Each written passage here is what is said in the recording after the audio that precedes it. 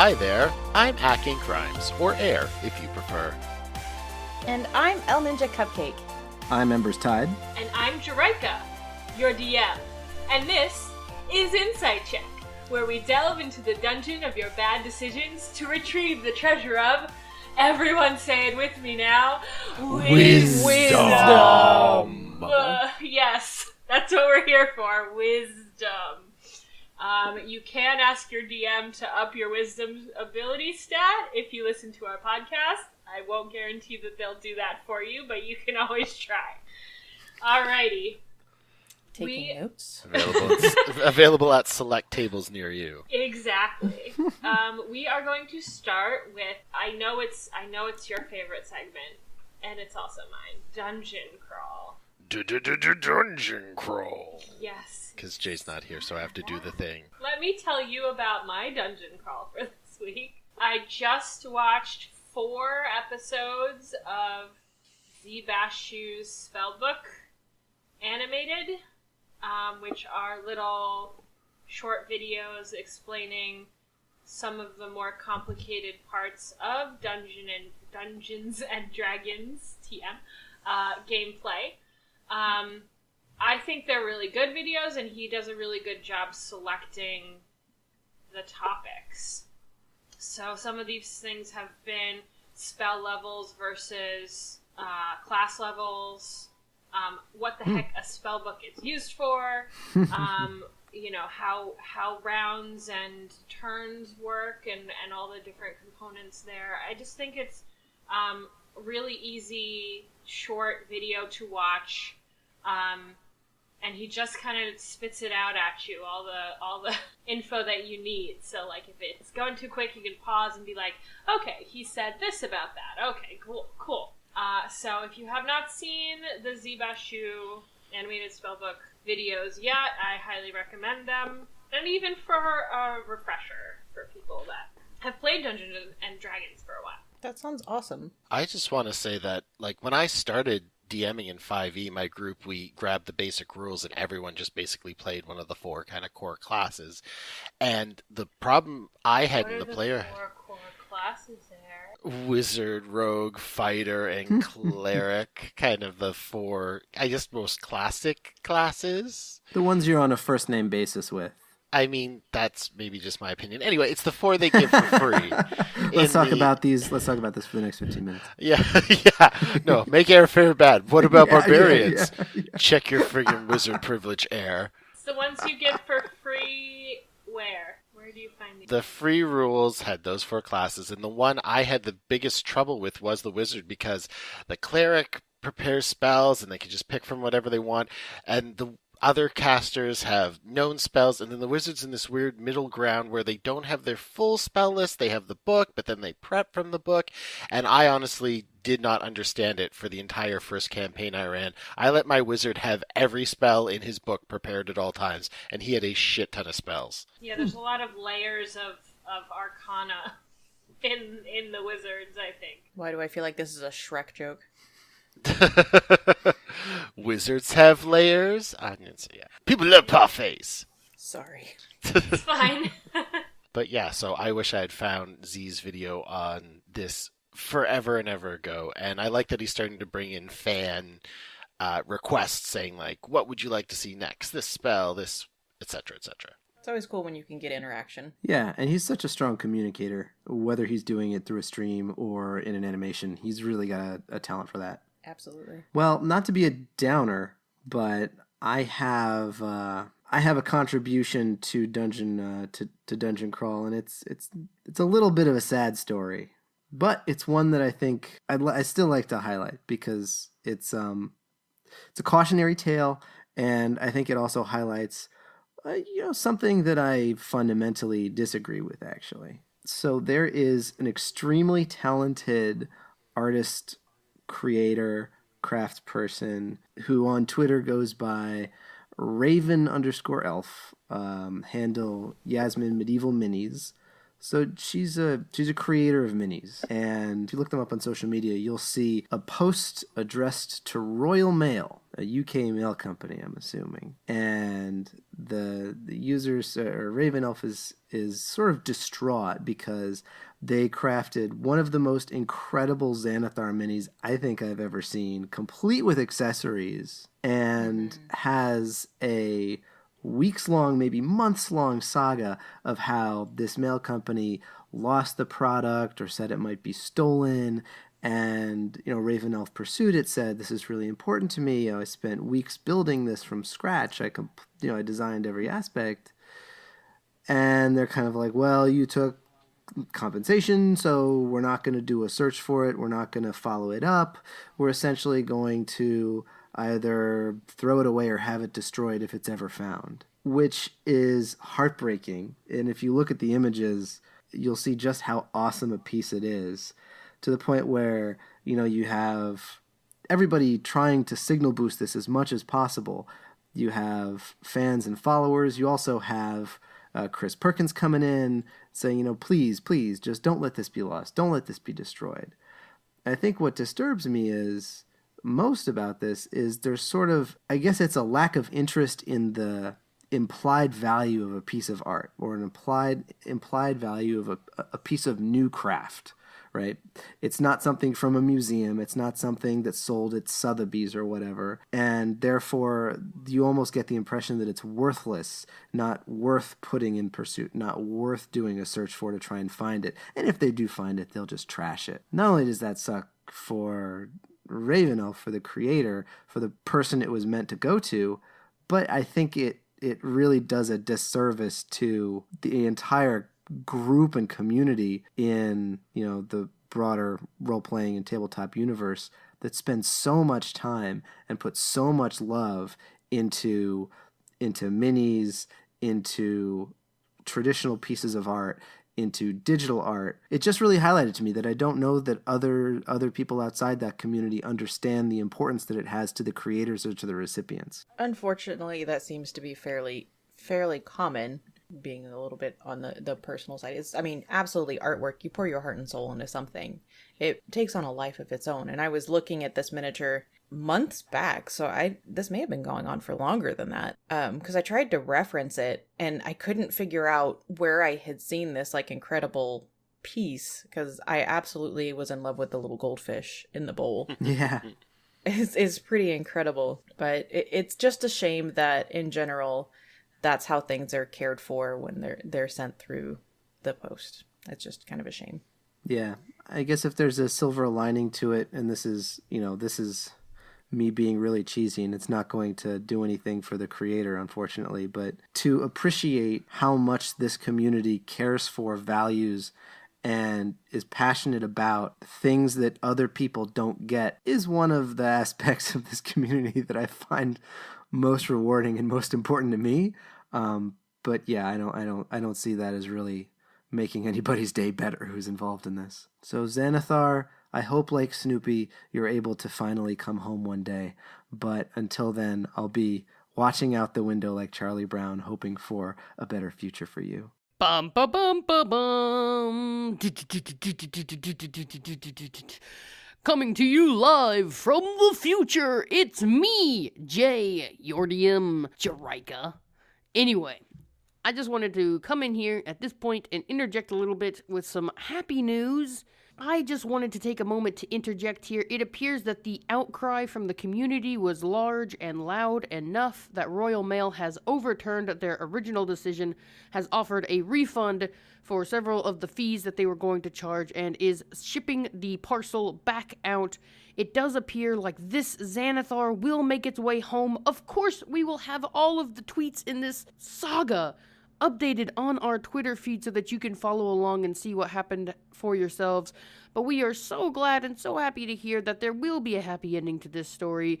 So for those of you who are feeling maybe a little down after that last segment, just know that in the intervening week, good things have happened and good people have gotten good results. And so we really appreciate all the hard work on the staff of the Royal Mail as well, of course, for finding this and making it right after hearing the outcry. It shouldn't take an outcry to get things done properly, but hey, at least they made it right in the end. And of course, thank you so much to Chris Perkins, who reached out, saw this fan who was in pain over a loss, and decided to boost them and to rally a community around, and that community was loud enough and forceful enough to get some actual action taken. So, incredible work all the way around. And yeah, I'll let you get back to the episode. Bye! While there is tons of amazing actual D&D gameplay for your dungeon crawls, this week I kind of have been absorbed in the fan art aspects of things and the cosplays. Mm-hmm. Just the incredible artwork. One that stands out in particular, I love Holly Conrad. I think she's such an amazing, creative, beautiful person. And she had done,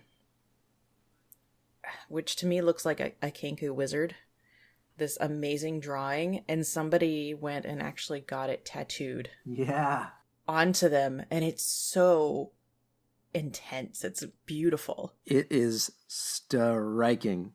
And it's hard to translate tattoos. The Holly Conrad piece is really, really pronounced line art style that lends itself somewhat, but man, you taking a risk.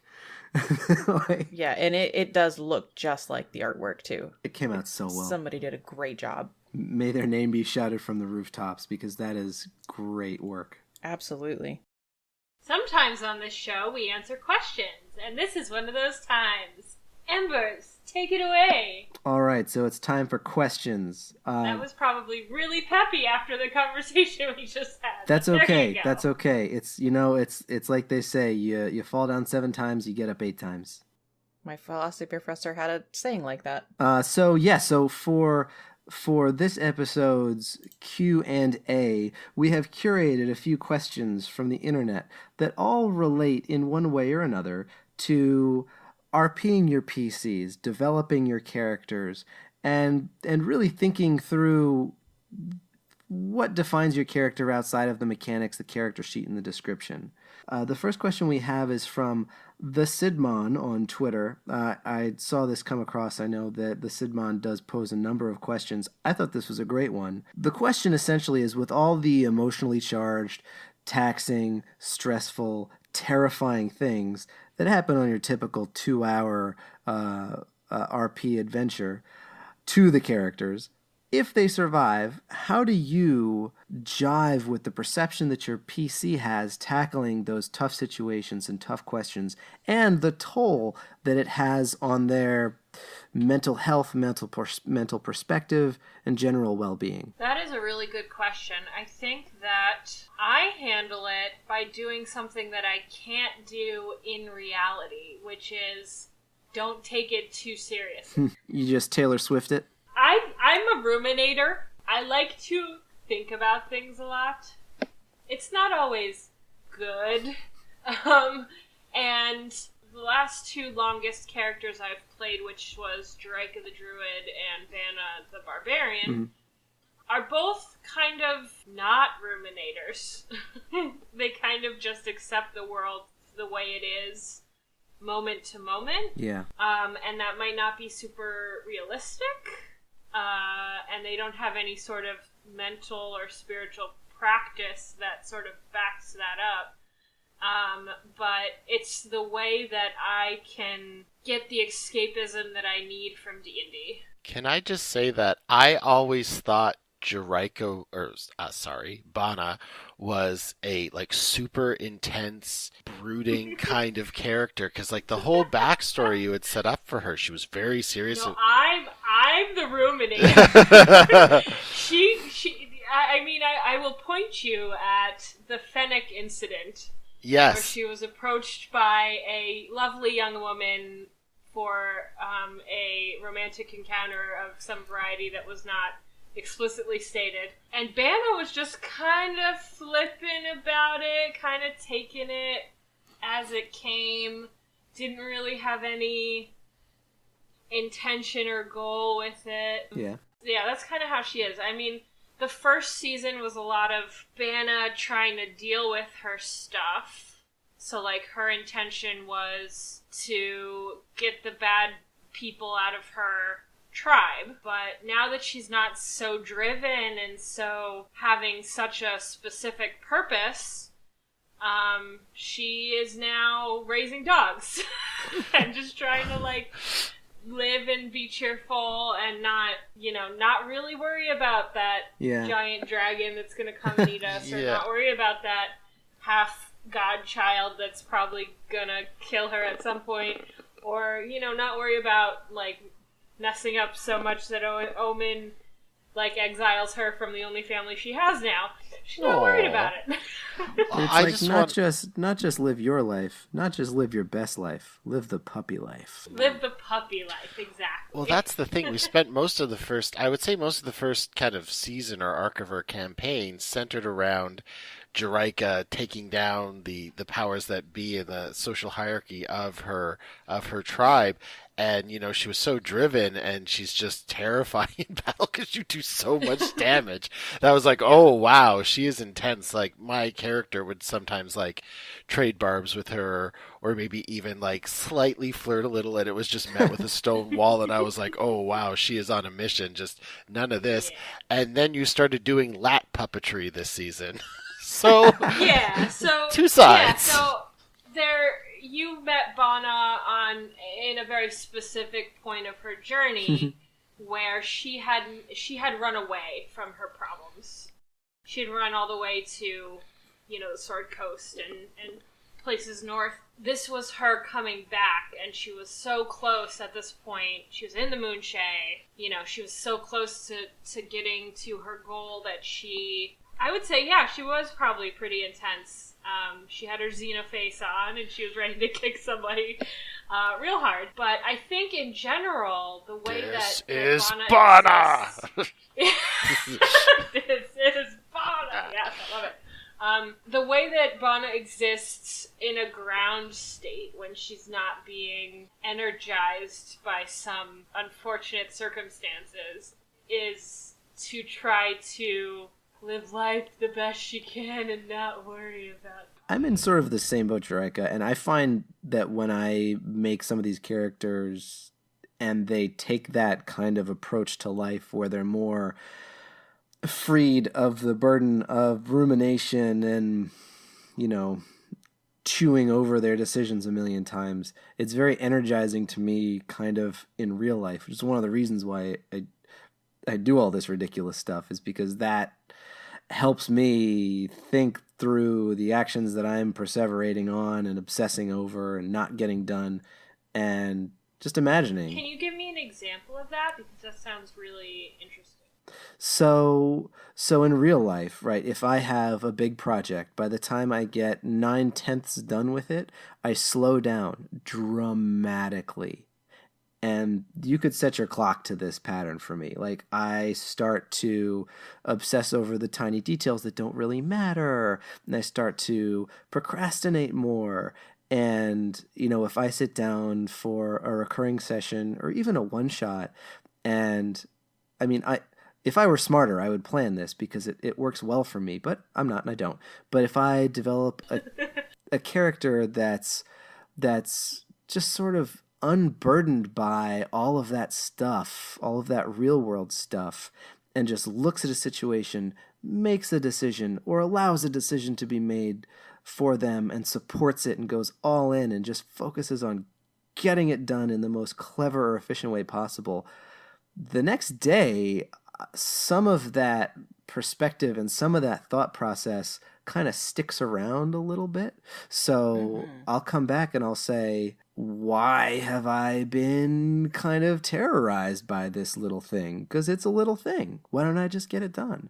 And that's being very, saccharine about it. But there is some of that happens. And I played this game when I was an adult preteen, and I played it when I was a teenager or whatever, and I've come back to it somewhat recently. And now is when I've noticed that that's kind of maybe a thing that happens and kind of maybe a thing that works for me. That's really cool. Shrek, I think you've actually I didn't realize this. You've given me insight into my own PC, and for that I thank you. Because Ooh, yes, Tammy. I tend to be pretty ruminative and introspective and dwell on things as well. I tend to perseverate. Great word, Embers. This is why we love you.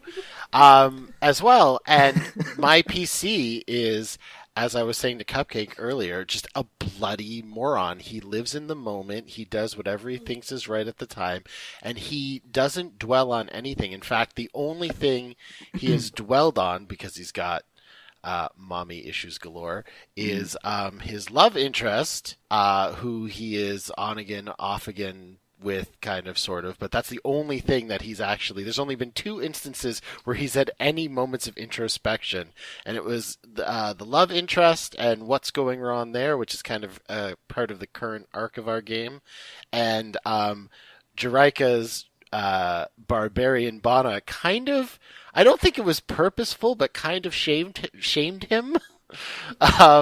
She was wearing various different disguises because members of her tribe were hot on her heels because she was she'd been she had run away. She was on the lam from them, and so I got a hat of disguise and was using it to like dick around and become like a tiefling, I think, or something.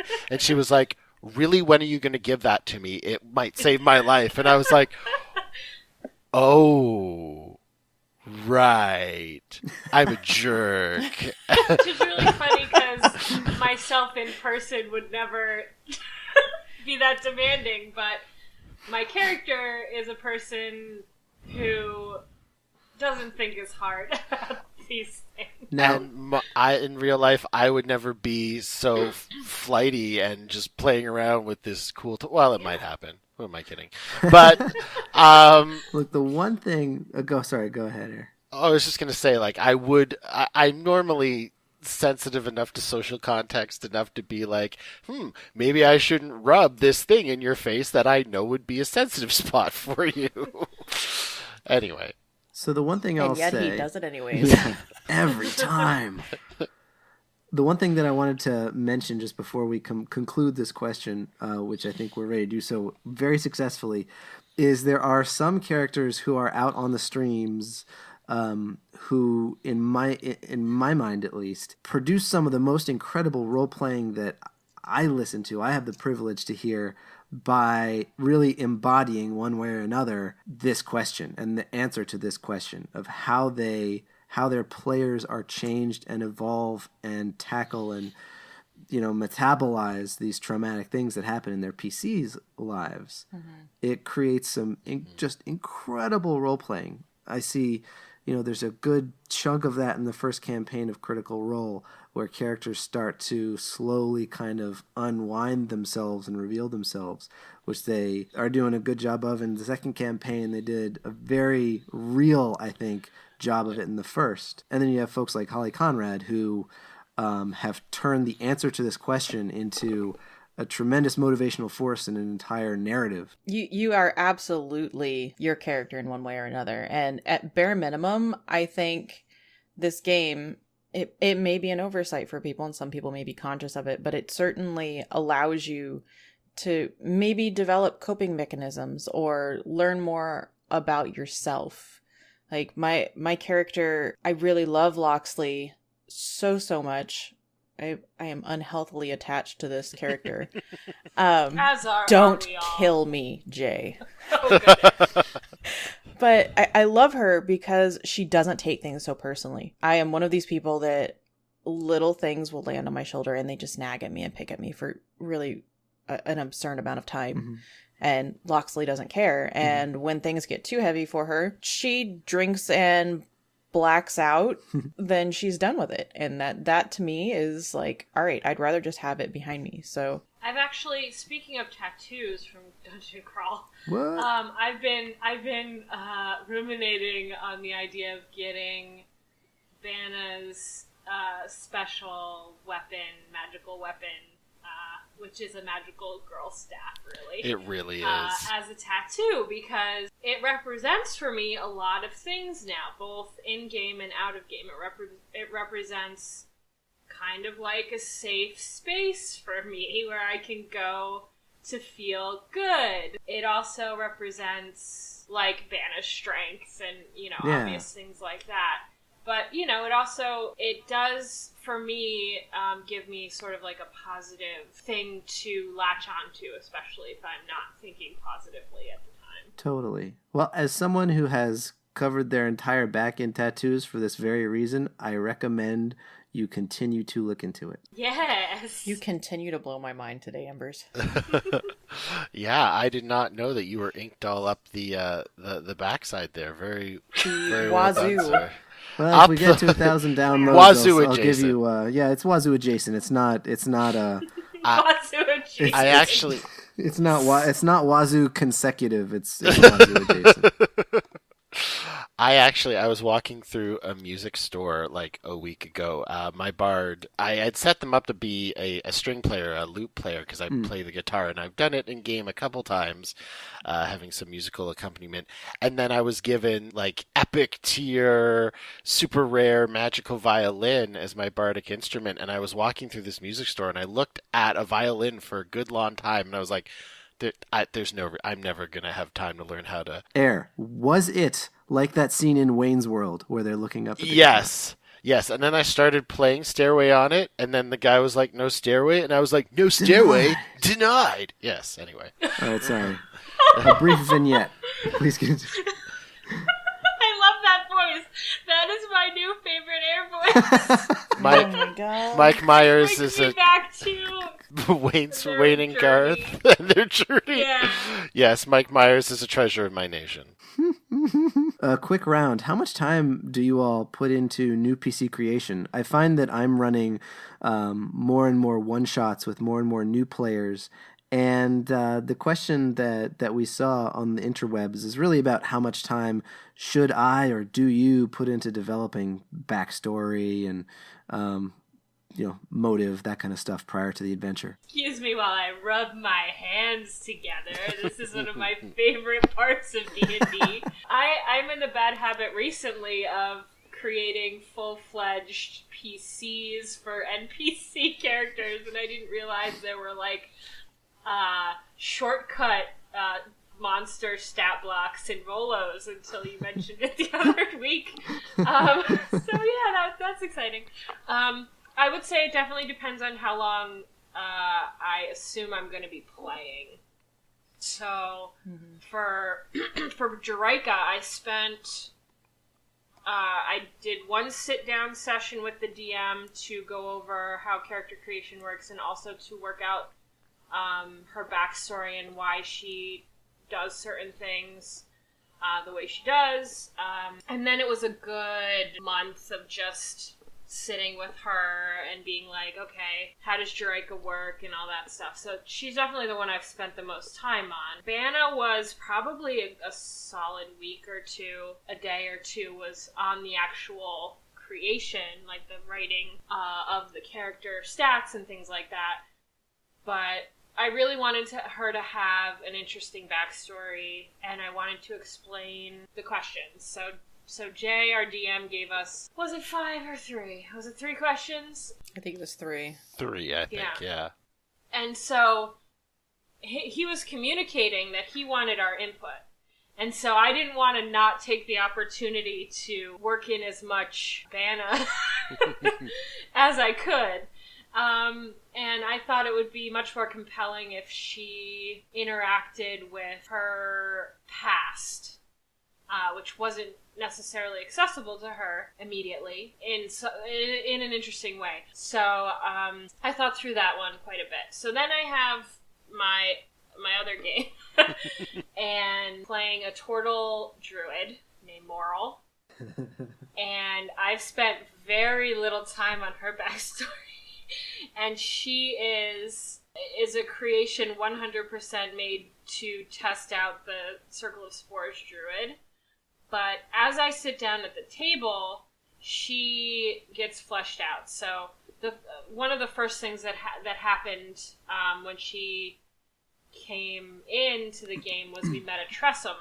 And I learned pretty early that the Tressum was immune to poison. The Circle of Spores druid does a lot of poison damage.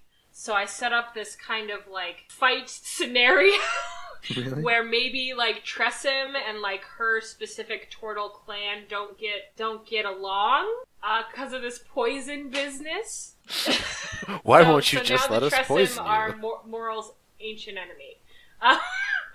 So, even when I try to avoid backstory, it still happens. But you don't have to write it beforehand. You can write it in the process of playing, too. Absolutely. I totally agree. Cupcake, how about you? How much or how little PC development do you do prior to adventures, whether they be one-shots or full campaigns? Loxley initially was rolled to be part of a campaign that kind of fell apart a little bit. And I wound up losing her character sheet in the midst of home projects. The joys of being a homeowner, you lose everything. Poor Loxley had to get re-rolled for a one-shot that I went into and didn't turn out quite right. So she had already had an initial backstory, but when she joined the Furies, the F team, her backstory got to evolve a little bit more. It's got a little more depth into it, and as much as I would love to spill the beans on that one, I'm not going to go too terribly far into it. But it has allowed her backstory to evolve a little bit. Now, when I roll characters for one-shots, I usually don't put much into a backstory. It's more of a chance for me to explore other classes or other races. I think my favorite one thus far has been Board Creek, a Kenku. I think she was a druid, and I never got to cast any druid spells, but I loved RPing a Kenku because I've grown up with birds my whole life, and I just got to think, oh, this is awesome. I just get to be a bird. It just lets me explore and play with things otherwise. And I think, like Jareka has mentioned, getting to the table and allowing the table to help develop some of who they are and where they've been can be really, really helpful. I want to say that, like, seeing you played two Kenkus, I think, in different games. You had Board Creek and Kettle Bubble, I think was the other one. Yeah. And and Blub Blub. And watching you play them, actually, because I was never going to play a Kenku because I was like, I tend to be somewhat verbose in day-to-day life. These people might attest to some of that, and that comes through in the Bard, too. And so trying to play a character that is going to say, like, scripted phrases or single words or sounds in order to communicate, I was like, I can't even envision what that would be like. And then Cupcake had a great line. We were playing in a one-shot Jareka was running where we were in the middle of disrupting like funeral after funeral after funeral. And there's like one that was awake and they all cheers and say, I think it was George was the gentleman. Yeah, they were like toasting each other to this gentleman at his wake. And you like absorb just that cheer of George as like just a sound for like happiness or like affirmation. Like, should we go this way? George! So it was like, it was a master class. It was great to watch. So I have to interrupt only because I have to ask Cupcake, have you seen the Rabok Kenku cosplay that Todd Kenrick recently posted on D&D Beyond? Oh my god, was this actually at ECC and I missed it? This was Todd kind of did this as a featurette, so it was that I think he saw it, but he wasn't filming it at ECCC. He posted this on the 6th of March, and he was like, basically he just gushed about this utterly freaking unbelievable Kenku cosplay. No, I did see that, and I started having fantasies. I have a nerd room downstairs that I do my streaming from, and I'm setting it up to do all my cosplay and have bookshelves and stuff, and I just had fantasies of filling this room full of beautiful black feathers. Panic Room is so 2015. Right? But Long live the nerd room. Best fucking Manic thing room. about this video is when the Kenku starts to talk. Yes. It just, my whole brain releases all its dopamine at one time. It's amazing. It's It's a beautiful, beautiful thing. So for sure, this cosplay, and it looks like the flavor text on the link that I'm looking at says it's at Emerald City Comic Con, and I recognize the area that they're filming this in now that it's up, because it's the same place that I go into. Oh, so, shit. Maybe Rob Bop is a local. You can connect and swap cosplay tips. Perhaps I need to make more friends. But the one last thing I'll say to get it off my chest is on Reddit or wherever, they post it as, check out this dude's awesome costume. I'm like, first of all, screw you, pal. No. Second of all, not a dude. Let's move on to the next question. Please. Oh, So here's a question about playing to your alignment.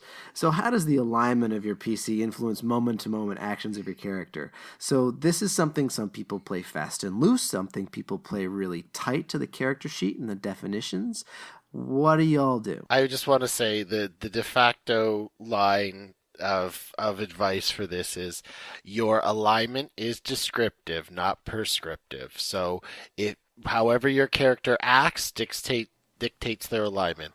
Your alignment shouldn't have to dictate your behavior. Indeed. so can alignments change? Absolutely. So, all of my D&D characters are chaotic good because I am chaotic good. If I had my druthers, I'm usually more lawful good.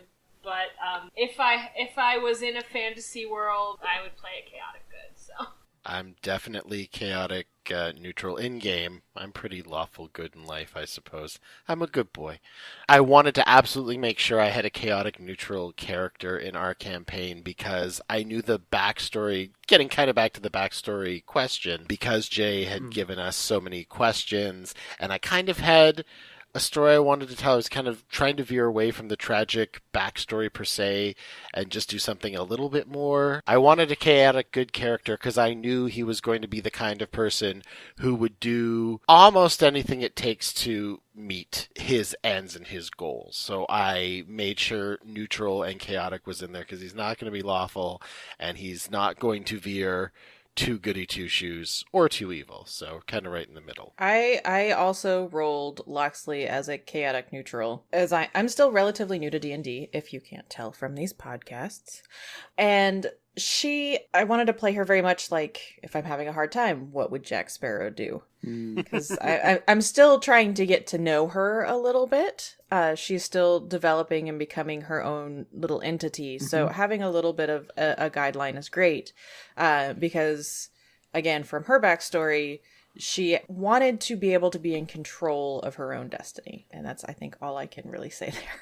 I didn't put together Loxley as like the Jack Sparrow. Yeah, she's very much okay, how is this going to benefit me? And something that I am also seeing with her is she is wrestling with this being chaotic neutral and doing anything that she can to save her own hide. But she's with these people that, because she's the decisionist, she kind of feels a little bit of responsibility for.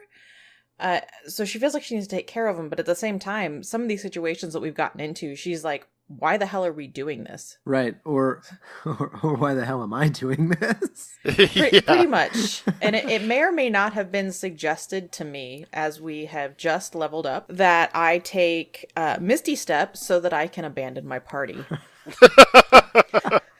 The strict and special. That's decisionist number 2 out there. Actually, I want to be specific to where it was actually recommended that I take whatever it is the party needs, i.e., in this case, maybe the Gale Heart, and Misty Step it and leave with it. Ooh. That's what was recommended to me. But Recommended we'll see what by happens. who? Yeah. A little minion. If that minion is named Malvidian or Akink Updates, they are full of lies Yes. and Honey words and doublespeak. always a trap. Yeah, exactly. I'll give you all the XP if you just betray them. Sorry. It's not. It was my husband. He's a fan of our game. Nice. Oh, really? Aw. Tell him Yeah. thank you. We're a fan of him. Right. Air's simultaneously like, oh, he's a fan. And also, why is he trying to destroy the party? I have questions. We have answers. That's kind of why we do this thing. Let me hit y'all up with another question, if I may. It's similar to what we touched on earlier, but just maybe to flesh out a little bit. We'll see. So, 65th Victor on the Tweetzors posted a question I thought was interesting. Have any of you ever used a PC to explore a sort of specific identity other than your own in real life, or to express a part of yourself you typically hide or struggle with, or something else entirely?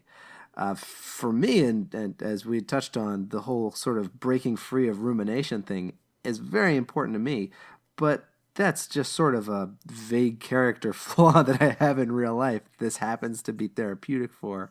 I've never gone out to explore a specific other identity. Something I've always been interested to try, though. So I want to pose that question to you guys. I will say that the current Bertrand, who I'm currently playing, the bard of our party, I made hands, mostly because he is of the Beestinger clan, and for those who might not be in the know, I'm thinking most of our fandom would be Rosie Beestinger, played by the amazingly talented and awesome Kate Welch, is something of a connoisseur of several different, let's say, a carnal, maybe even sacrosanct pleasures. She is lascivial connoisseur. Yes, she's got several ex-lovers, and so I figured maybe the apple didn't fall far from the tree, so he would be open to all sorts of experimentation and love and etc. And so it's kind of fallen by, I think I might have tried to play him the lover boy thing, which didn't work because I can't pull that off. He instead is kind of has some mommy issues and was abandoned and is just looking for love in all the wrong places. And so the first kind of character he made advances on or flirted with was played by the aforementioned Malvidian, his warlock Talon, who was a boy, and there was some flirtation there, which kind of raised its sultry head as Malvidian came back and played with us as a guest spot for the past 2 games. And so it's been interesting to Loxley and Talon did not see eye to eye on pretty much everything. And I was like, please, no, don't fight over just little old me. Conjure popcorn. So, it's been interesting to try that on for size. Kind of, it was somewhat of, it wasn't maybe exploration so much as this is how I thought the character would be, but it was fun to flirt with Mal. I'm in a sort of similar situation with Vanna, where she is clearly indicating to me that she likes the ladies. Mm-hmm. I haven't had a lot of lady relationships in my life of that nature, so it's a new direction for me. In developing this backstory, I have been going back and forth with our DM Jay. I think you guys might have heard of him. Yeah, he's an once okay or twice. Dude sometimes. Yeah, whatever. Yeah, he's the best. So we've been I had initially left my backstory wide open, and because I'm like, I want to be able to play with things in game. And while I did that, it's like, well, yeah, but there are certain parts of it that I do picture a certain way. So I that kind of ate at me a little bit. So her backstory does involve another individual, another lady individual, as it has come to find out.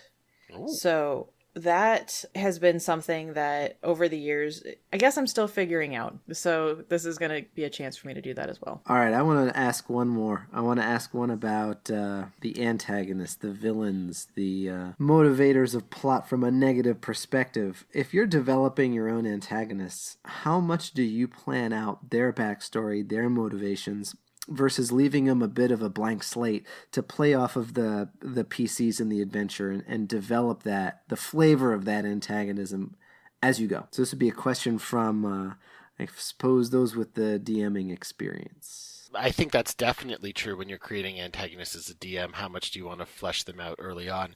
But I want to say, I think like all of us had antagonists in the backstories for our PCs, like Dreka's entire kind of culture structure was that, and I know I have. It was just the owlbears that were bad. But they weren't all bad. They weren't all bad, but they were at the top, right? They were the ones. Yeah, so like the leaders of the society had been corrupted. Can I ask you how much you fleshed out? Like, did you have names for like the leaders or like the top brass in this societal structure or anything like that? Or So I fleshed it out in broad strokes. So it was, this is how the society was laid out.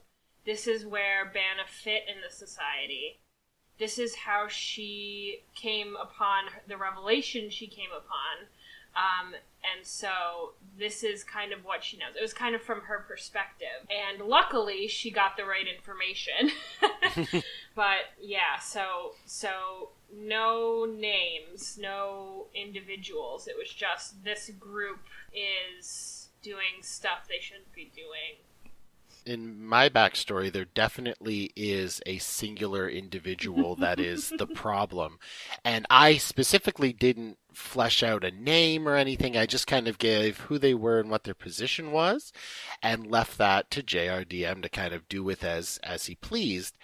And so I remember when this character came up, he said the name, and I was like, okay. And he's like, because that's the guy you hate. Oh, I'm yeah. there now. Like, air is not the brightest tool in the shop. Jay's really good at Right. filling in a lot of those details. Like there were things that, like, I had the broad strokes, but Jay started asking me specific questions, and I was like, oh yeah, this or that, and I was like, I understand why that knowing that information might be important. I have to say, with Juraika, it was pretty much the same thing. It was her clan was terrorized by a necromancer and no longer existed, so she, when she was very young, to escape this situation, she turned into a vulture instinctively and lived with them. Who had destroyed her clan, I didn't flesh out, but when I met the woman who has Hazaron in the Tyranny of Dragons, I was like, that was her. That was the one.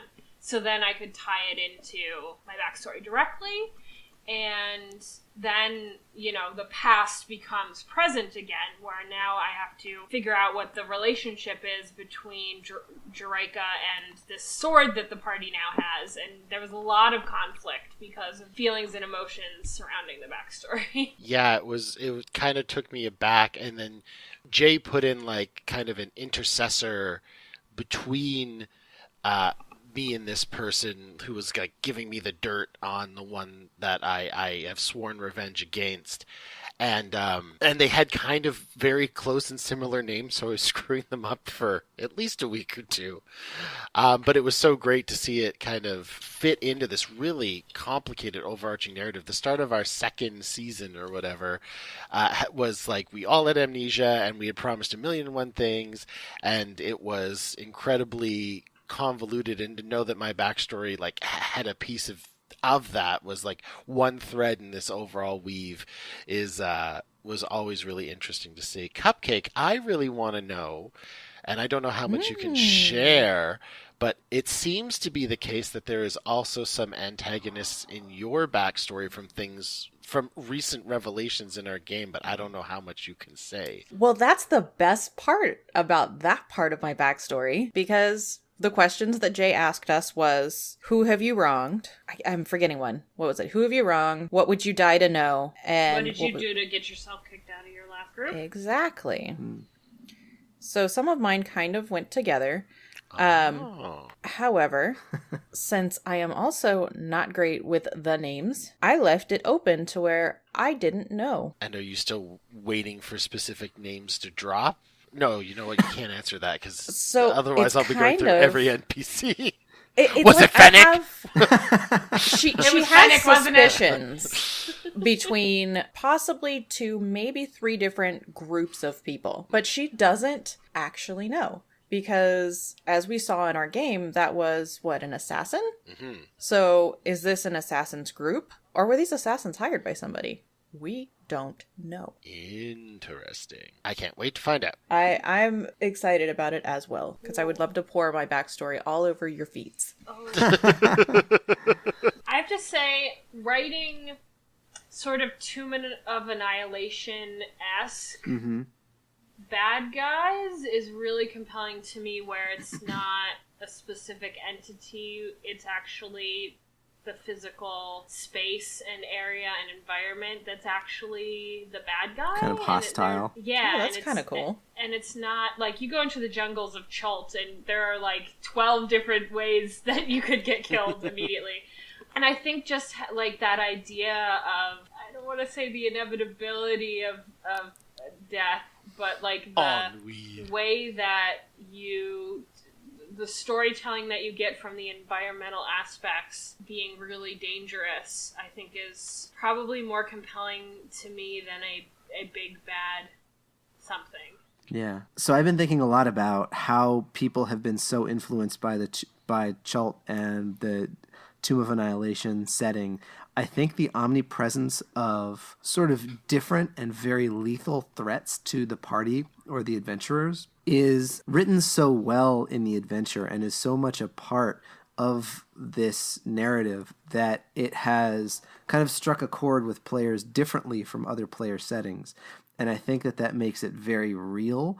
And I think that is one of the coolest things that Tomb of Annihilation has accomplished among many cool things. I think you're dead on with that. I think that was a master stroke of writing. I do want to say that, like we were saying, a lot of PC backstories tend to have villains in them. You'll probably never go wrong digging into those and using those characters as your villains. God forbid we get through an episode of this without mentioning Matt Colville, but he was talking about... Oh my God, we almost did. We were so close, and then Air had to ruin it. But he was talking about fantasy as something that is innately psychological, that normally in fantasy stories... the overall arc of the narrative and the villain and whatnot is like a manifestation of the history and backstory of the characters. Yeah. And that definitely rings very true. And so if you're going to be playing a high fantasy game like D&D, it always behooves to grab those villains out of the backstories of your PCs if they've created them, because they have immediate buy-in. I know for the first campaign I DM'd in 5e, one of my characters was playing just a rogue thief, halfling, urchin background. Like essentially he was Oliver Twist. And he was betrayed by his best friend, who stole an important knick-knack that belonged to his mother, some kind of Trotsky or something. And I ended up making him the head priest of the Vecna cult that they were chasing after the first arc of this campaign. And he had immediate buy-in, and so I did it again. Like, there were 3 arcs, and by the 3rd arc, like, the other player was sitting back. He's like, we walk into a tavern. Hey, there's the guy from my backstory. Yeah, what are the odds? How you doing? How you doing? Actually, I think he said, I kept kind of nudging him, like, because it's this guy. And he's like, oh shit, is this in my backstory? He had forgotten what he named him anyway. So, it happens. Yeah, it happens. Absolutely. You know, it comes up months after the fact, and you're like, oh, right, Bob, the guy whose family I murdered, right? Bob you know? the Builder. That Yeah, was obviously memorable. yeah, you know, that Bob, he's a schemer. Anyway, George! So, Anybody have any final closing thoughts about their characters? Ultimately, your PCs are you. Yeah. It's scary but true. I'd say if you have a hunch or something you want to explore and it seems different or it seems out of character or you're not sure you can do it, just keep in mind the risks you run are pretty low, because ultimately you're going to play into a scenario, you're going to play with different people, and so it's an opportunity to explore, and you might find something that sticks with you. it is an exploration. Like, don't feel that it's raw to hue pretty close to who you are, because then it's easier to be authentic in your interactions and your reactions to things. Otherwise, if you try to jump to the end of the adventure of like character development and be someone who you totally aren't, you're going to be like, I am really awesome and cool and suave right now. What do I got to roll for that? Right. Right. Jurika, do you want to take us out? I think Cupcake offered to do so. Cupcake, do you want to take us out? I would love to. Thank you all so much for joining us for this episode of Insight Check. We'd like to thank Vinswept for Never Stand Alone, our awesome theme intro and outro music. I just listened to the one with the words. Y'all should listen to the one with the words. There's one with words? Yes! Oh, Mind I'm blown. excited, I totally. posted it on my Twitter. Sorry for interrupting. And the incredible Amy T. Falcone for our social branding and adorable faces. Without you, we would not have faces. And if you do appreciate us, love us, give us a like and a rating on the iTunes. It does make us feel special and kind of helps get us a little more exposure. We would appreciate it greatly. Thank you. Answering your cues from our collective A's. This Was Insight. A check!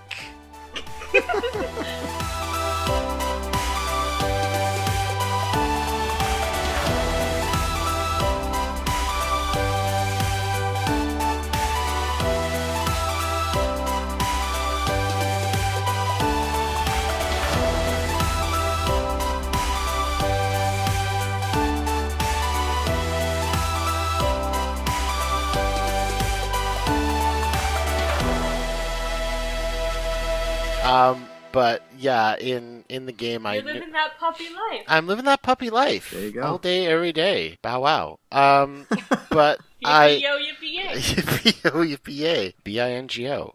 I wanted to absolutely... the wheels are coming off this thing. yeah. Turn this podcast around. Yes. Yeah.